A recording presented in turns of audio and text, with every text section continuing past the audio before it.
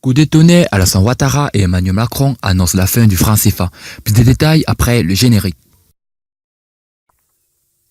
Avant de commencer, n'oubliez pas de vous abonner et d'activer la cloche de notification, car cela va vous permettre de ne plus manquer les prochaines vidéos.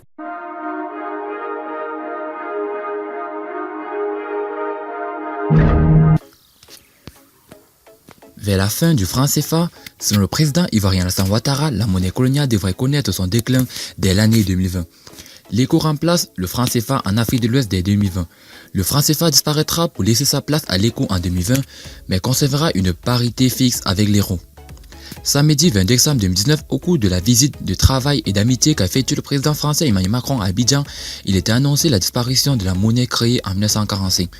Considéré par une grande partie de l'opinion africaine comme un des derniers vestiges de la colonisation française dont il faut s'en débarrasser, le franc CFA a résisté au temps pendant 74 ans. Samedi, les présidents ivoiriens et français Alassane Ouattara et Emmanuel Macron ont annoncé sa fin et son remplacement par l'ECO. L'ECO verra le jour en 2020, déclare presque soulagé le président Macron, heureux d'annoncer la mort de la monnaie perçue comme l'un des vestiges de la France-Afrique. De son côté, Alassane Ouattara a fait savoir que cette réforme en profondeur émane d'une décision de la France et de 8 pays d'Afrique de l'Ouest. Nous avons décidé une réforme du franc CFA avec 3 changements majeurs, dont le changement de nom et l'arrêt de la centralisation de 50% des réserves au trésor français, a déclaré le président ivoirien.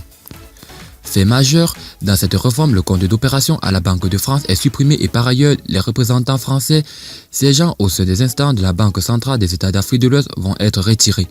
Nous devons entreprendre des réformes encore plus ambitieuses afin de consolider notre dynamique de croissance, préserver le pouvoir d'achat de nos populations, reconnaît Alassane Ouattara. Reste à savoir si c'était la vraie réforme espérée par bon nombre de personnes.